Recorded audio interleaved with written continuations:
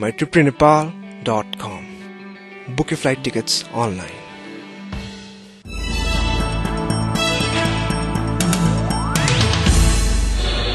Brought to you by Broadlink. Connect your way to freedom. Dabur Special Jasmine Hair Oil. Make हरेक दिन special. प्रीति milk PACS मात्र ₹15 मा.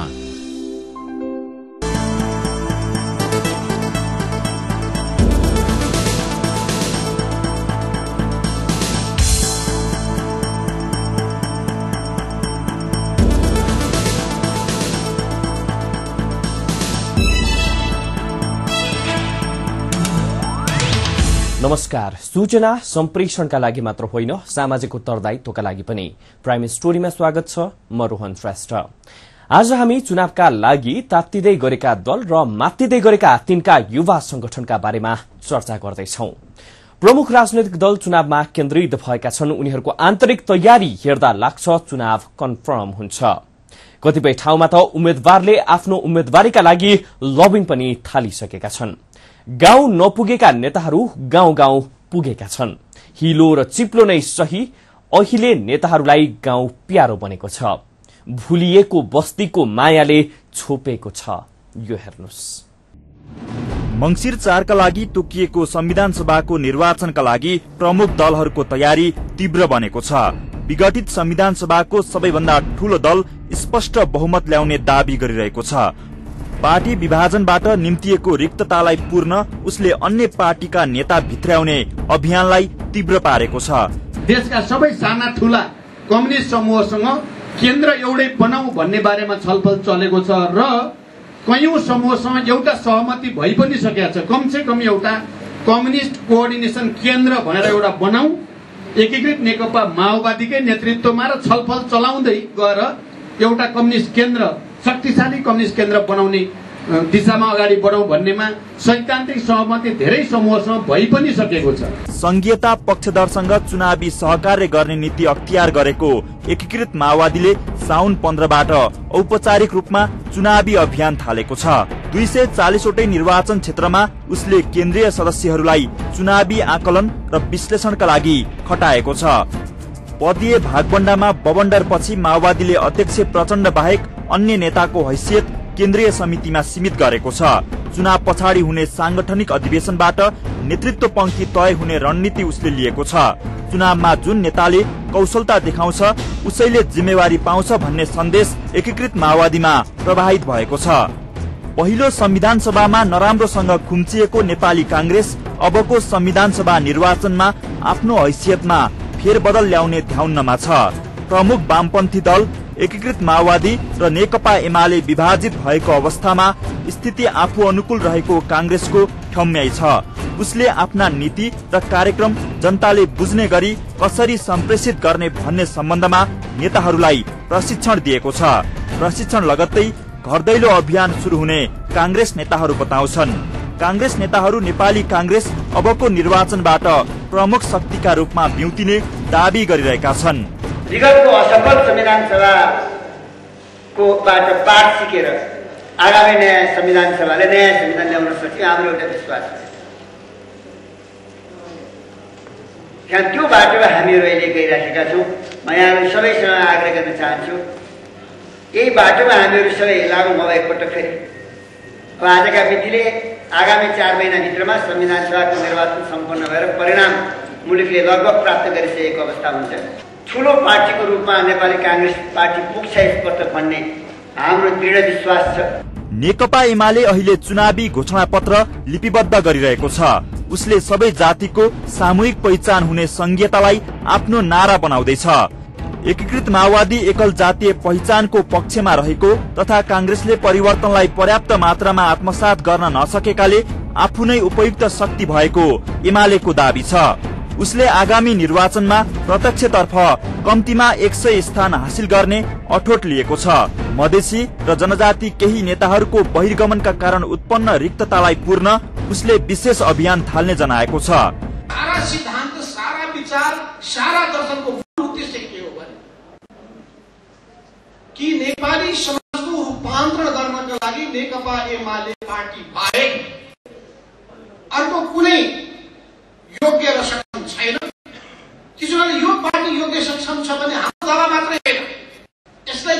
जनताले पनि त्यही हिसाबले महसुस गर्नुपर्छ, चिन्नुपर्छ, महसुस गर्नुपर्छ।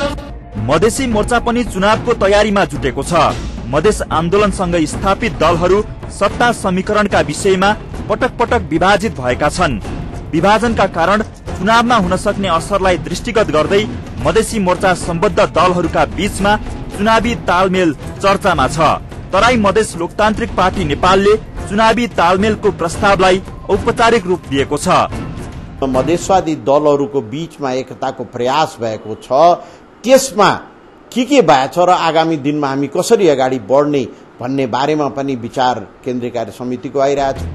प्रमुख राजनीतिक शक्ति चुनावको तयारीमा देखिए पनि उनीहरूको नियतमाथि शंका गर्ने ठाउँ भने प्रशस्तै छ। तराई केन्द्रित दल विभाजित अवस्थामा चुनावमा जाँदा पराजयको डरमा छन्। माओवादी, कांग्रेस र एमाले आगामी संविधान सभालाई मर या गरको चुनौतीका रूपमा हेरिरहेका छन्। स्थिति खराब देखिँदा यी मध्ये कुनै पनि दलले जुनसुकै बहानामा चुनावबाट पछि हट्ने सम्भावना जिउका तिउ छ। अर्कोतर्फ असन्तुष्ट दलहरूको चुनौती पनि छँदैछ। मोहन वैद्य नेतृत्वको माओवादीले चुनाव बहिष्कार गर्ने औपचारिक बाटो तय गरिसकेको छ। उसप्रति राजनीतिक समितिको आसक्ति पनि कम हुँदै गरेको देखिन्छ। जति नै गरे पनि वैद्य नेतृत्वको माओवादीलाई चुनावमा ल्याउन नसकिने निष्कर्षमा समिति पुग्न लागेको नेताहरूकै अभिव्यक्तिले पुष्टि गर्दै गएको छ। अहिले पनि तपाईँ सबै गाडीमा हात जोडेर भन्छु, देश जनताका लागि चुनावमा आउनुहोस् किनभने अवकाश नगर्नुहोस्, तर तपाईँलाई पर्खेर मुलुकको राजनीति लोकतन्त्र बन्द किन बस्न सक्दैन। उपेन्द्र यादव नेतृत्वको मधेसी जनअधिकार फोरम नेपाल र अशोक राई नेतृत्वको संघीय समाजवादी पार्टीतर्फ धेरैका आँखा सोझिएका छन्।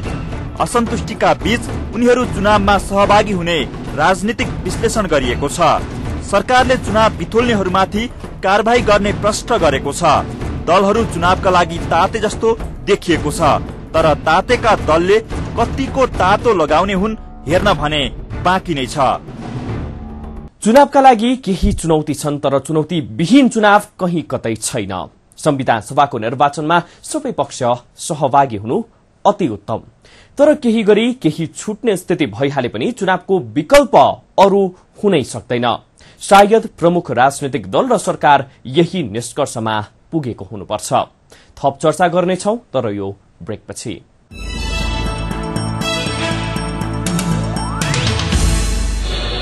Brought to you by Broadlink. Connect your way to freedom. Dabur special jasmine hair oil, नेक हरेक दिन स्पेशल। प्रीति मिल्क प्याक्स मात्र रु 15 मा।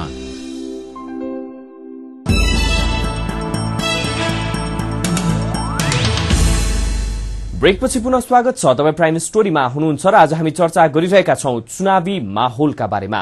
असन्तुष्ट दललाई सन्तुष्ट बनाएर चुनावमा सहभागी गराउने अन्तिम कसरतमा दलहरू छन्। असन्तुष्ट दल सहभागी नहुँदाका फाइदा बेफाइदा पनि दलहरूले लेखाजोखा गरिरहेका छन्।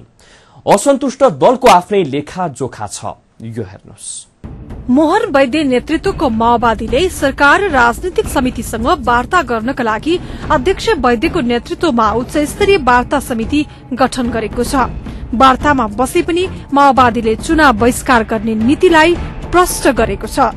निर्वाचन बहिष्कारका लागि मतदातालाई आह्वान गरिएका पोस्टर माओवादीले ठाउँ ठाउँमा टाँसेको छ।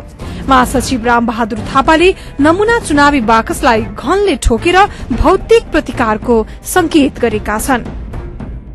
वार्ता र संघर्षको नीति अख्तियार गरेको माओवादी चुनावमा आइहाले पनि मंगिर 4 को निर्वाचन सार्ने शर्तमा आउने धेरैको ठम्याइ छ।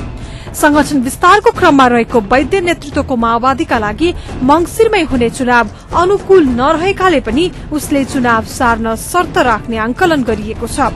एकीकृत माओवादीसँग तालमेल निश्चित भएको खण्डमा तथा वार्तामा कुरा मिलेमा मात्र वैद्य नेतृत्वको माओवादी चुनावमा भाग लिनेछ, अन्यथा उसका लागि चुनाव बेमौसमी बाजा मात्र हुनेछ। समस्या निर्वाचनको होइन, समस्या संविधान सभाको पनि होइन। समस्या कहाँ हो त भन्दाखेरि शीर्ष नेताहरूमा रहेका चाहिँ 4 तलका शीर्ष नेताहरूमा रहेका समस्या त्यहाँनिर चाहिँ छ। समस्याको निराकरण नगरिकन चाहिँ समस्यालाई जिउका जिउ राखेर चाहिँ तपाईँ 10औं पटक निर्वाचन गर्नुहोस्, तर त्यो निर्वाचनबाट निकास हुनेवाला छैन। त्यस कारणले गर्दाखेरि पहिलो कुरा चाहिँ समस्यालाई सम्बोधन गर्नुपर्दछ, विगत कालमा परेका समस्यालाई सम्बोधन गर्नुपर्दछ। वैद्य नेतृत्वको माओवादी जस्तो कठोर छैन उपेन्द्र यादव नेतृत्वको फोरम नेपाल चुनावमा जाने मनस्थितिमा छ। उसले मन्त्री परिषदका अध्यक्ष खिलराज रेग्मीले प्रधान न्यायाधीशबाट राजीनामा गर्नुपर्ने तथा समानुपातिक सदस्यको संख्या पहिलो संविधान सभामा जत्तिकै कायम गर्नुपर्ने माग गरेको छ। यी दुई माग सम्बोधन भए प्रक्रियागत असन्तुष्टिलाई थाती राख्दै चुनावमा सहभागी हुने फोरमको भनाइ छ। राष्ट्रपतिबाट जुन आदेश जारी भयो त्यसबाट उत्पन्न भएको अहिलेको संकट हो। त्यसमा रहेका त्रुटिहरूलाई सच्याउने, जस्तो सच्याउने भनेको के हो भने खिलराज रेग्मीले प्रधान न्यायाधीश पद त्याग्ने, सच्याउने भनेको जनसंख्याका आधारमा निर्वाचन क्षेत्रको निर्धारण गर्ने, सच्याउने भनेको पहिलाको जुन समानुपातिक र प्रत्यक्षको अनुपात थियो, संख्याको कुरा गरिरहेको छैन, अनुपातको त्यसलाई यथावत राख्ने र सबै नागरिकहरूले मत हाल्न पाउने अवसरको प्रत्याभूति दिने, यानी जुन 55 लाख नेपालीहरू मतदान गर्ने अवसरबाट वञ्चित पारिएका छन् त्यो अन्यायपूर्ण हो। तिनले मतदान गर्न पाउने व्यवस्था गर्ने भयो भने चाहिँ के हुन्छ, चुनावले व्यापकता लिन्छ। मधेस आन्दोलनबाट स्थापित भएको मधेसी जनअधिकार फोरमका लागि चुनावमा सहभागी हुनै पर्ने बाध्यता छ। उसले आफूलाई शान्तिपूर्ण संघर्षको हिमायती दावी गर्ने फोरमका लागि चुनाव बाहेक अर्को बाटो छैन। फोरमकै नाममा अन्य पार्टी गठन भइसकेको अवस्थामा फोरमसँग जोडिएको मधेसको मनोविज्ञान खोसिने डर पनि यादव नेतृत्वको फोरमलाई छ। चुनाव विरोधी हामी होइनौं, हामी त चुनाव हुनुपर्छ भने लड्याउँ, तर त्यस्तो चुनाव जसले मुलुकलाई निकास दिन सकोस्। पोलिटिकल कन्फ्लिक्टहरूको इस्युजहरूको म्यानेज नगरिकन गरिएको चुनावले दुनियाँमा दुर्दशाहरू दिएको छ। त्यो परिणाम दुर्दशा नभोगौं। पोलिटिकल कन्फ्लिक्टलाई म्यानेज गरौं, चुनाव गरौं, संविधान बनाऊ र संविधान बनाएर चाहिँ के छ भन्दाखेरि मुलुकलाई आर्थिक तरक्कीतर्फ समृद्धितर्फ लैजाऊ। समानुपातिक सीट संख्या बढ़ाउने र मन्त्री परिषद अध्यक्षले प्रधान न्यायाधीशबाट राजीनामा गर्ने स्थितिमा संघीय समाजवादी पार्टी चुनावमा भाग लिने देखिन्छ। सांगठनिक संरचना जिल्ला तहमा विस्तार नभइसकेको अवस्थामा चुनाव टार्नु उसको बाध्यता भए पनि नीति नभएको सहज बुझ्न सकिन्छ। मुद्दाहरूमा सहमति गरौं, हैन, राजनीतिक सम्मेलन बोलाऊ। राजनीतिक सम्मेलनले विगत संविधान सभामा कुन कुन कारणले संविधानको कहाँ समस्या थियो त, हैन, त्यो समस्यामा छलफल गरौं। छलफल गरेर सैद्धान्तिक सहमति बिनाको संविधान सभाले संविधान दिन सक्दैन भन्ने कुरा त पुष्टि भयो नि त, हैन। र फेरि पनि तपाई सबै समस्यालाई यथावत राखेर पुराना सबै गल्तीलाई दोहोर्याउने गरी फेरि संविधान सभाको निर्वाचनमा गएर के पुष्टि गर्न खोज्नु भएको? अहिलेको राजनीतिक प्रक्रियासँग असहमत अन्य दल पनि छन्, तर तिनको असन्तुष्ट दलको संख्या बढ़ाउन मात्र कामकाजी हुने देखिन्छ। राष्ट्रिय राजनीतिमा तिनको असन्तुष्टिले खास अर्थ राख्दैन। निस्तेज पारिएका भनिएका सशस्त्र समूह पुनः ब्युतिने प्रयास गरेको सन्दर्भ चुनावका लागि एउटा खड्को हुन सक्दछ। उनीहरूको प्रयासलाई भ्रष्ट प्रमाणित पूर्व नेताले मलजल गर्न खोजेको चर्चा राजनीतिक वृत्तमा छ। यी सबै संकेतका बावजुद निर्वाचनको माहौल बढ्दो छ। यो माहौललाई गति दिने जिम्मेवारी चुनावमा भाग हुने दलहरू र सरकारको हो। यो संसदीय निर्वाचन होइन, 5 वर्षपछि पुनः आइहाल्ने।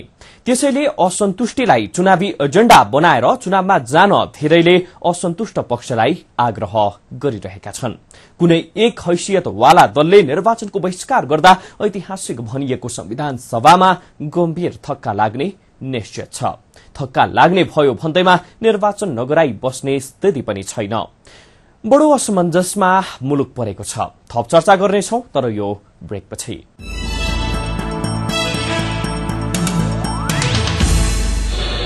Brought to you by Broadlink.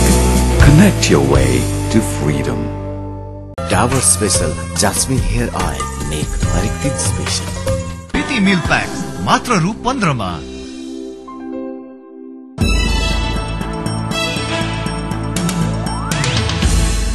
ब्रेकपछि पुनः स्वागत छ। तपाईं प्राइम स्टोरीमा हुनुहुन्छ र आज हामी चर्चा गरिरहेका छौं तात्तिदै गरेका दलहरू र मात्तिदै गरेका युवा संगठनबारे। दलहरूले यो या त्यो नाममा आफ्ना युवा संगठनलाई लडाकु दस्तामा परिणत गर्दैछन्। नेपाली कांग्रेसले लडाकु दस्ताको अवधारणा अस्वीकार गर्ने जनाएको छ। व्यवहारमा उसको परीक्षा हुन बाँकी छ। अन्य दल त घोषित रूपमै मुठभेडको मूडमा पुगेका छन्। कतिपयले त सशस्त्र समूहसँग उठबस थालेका छन्। यो हेर्नुस्। यो पटकको निर्वाचनमा दलका युवा संगठनले बाहुबल प्रदर्शन गर्ने तयारी गरेका छन्। उनीहरूको तयारीले चुनावमा भिडन्त हुने प्रश्न गरेको छ। चुनावलाई असफल बनाउन न्वारनदेखिको बल लगाउने नीति लिएको नेकपा माओवादीले आफ्नो युवा संगठन राष्ट्रिय जनस्वयंसेवक संगठनलाई मूल रूपमा परिचालन गर्दैछ। सचिव नेत्रविक्रम चन्दको कमान्डमा रहेको जनस्वयंसेवक संगठनले झडपको रिहर्सल गरिसकेको छ। चुरे भावर लोकतान्त्रिक पार्टीका अध्यक्ष भूमिराज निरौलालाई संचार गृह अगाडि कालो मोसो र लछार पछार गर्दै उसले आफ्नो आक्रामक स्वरूपको संकेत गरेको हो। उसले हरेक बुथमा युवा दस्ता तैनात गर्ने र हर हालतमा चुनाव बिथोल्ने नीति प्रष्ट गरिसकेको छ। वैद्य नेतृत्वको माओवादीलाई घुमाउरो शैलीमा एकीकृत नेकपा माओवादीका अध्यक्ष प्रचण्डले जवाब फर्काइसकेका छन्।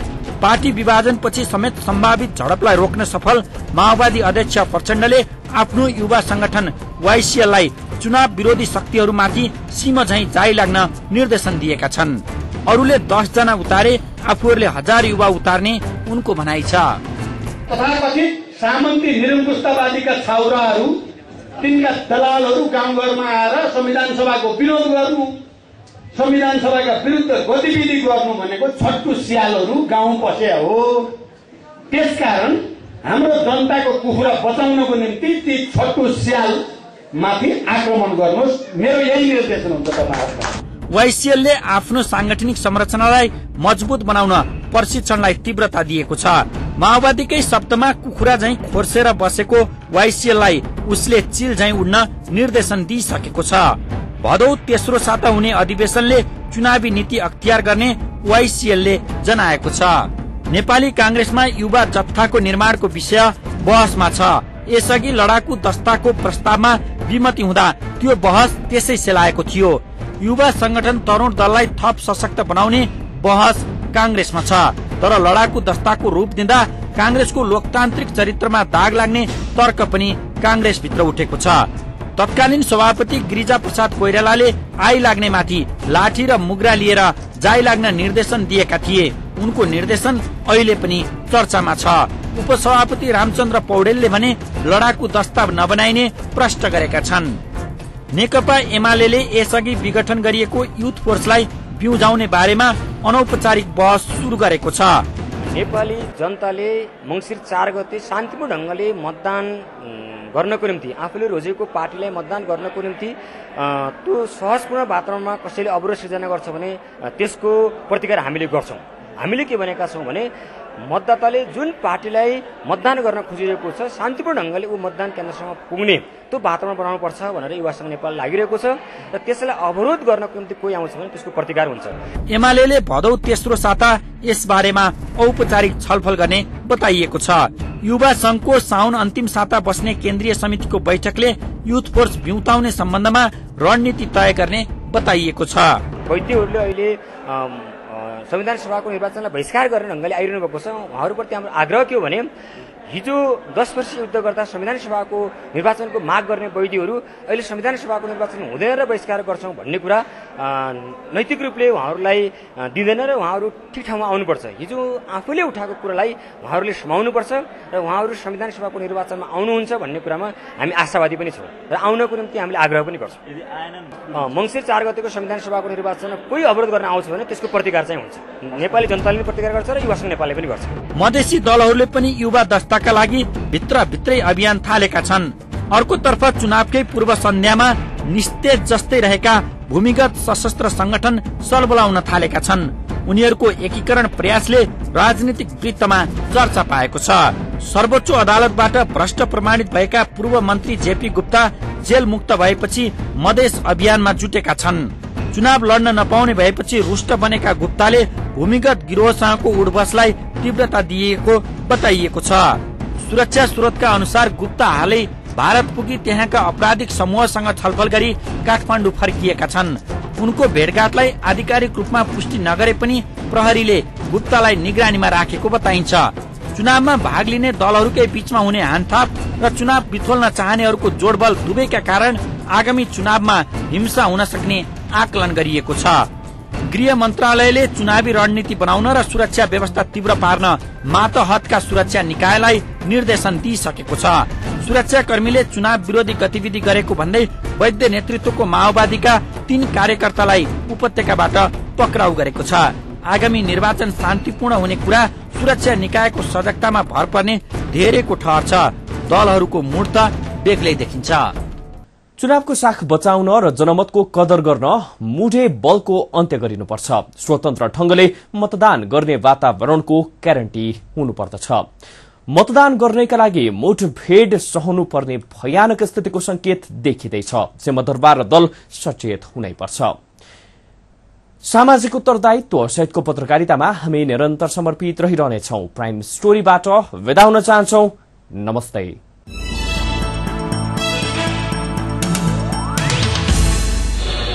Brought to you by Broadlink. Connect your way to freedom. Dabur special jasmine hair oil, नेक हरेक दिन स्पेशल। प्रीति मिल्क प्याक मात्र रु 15 मा।